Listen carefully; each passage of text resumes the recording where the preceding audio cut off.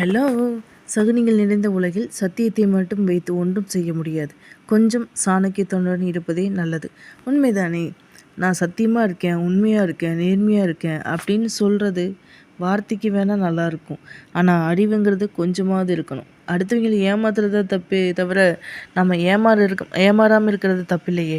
முடிந்தவரை நாம் ஏமாறாமல் இருப்போம். அதற்கு நம்ம அறிவை மட்டுமே பயன்படுத்துவோம்.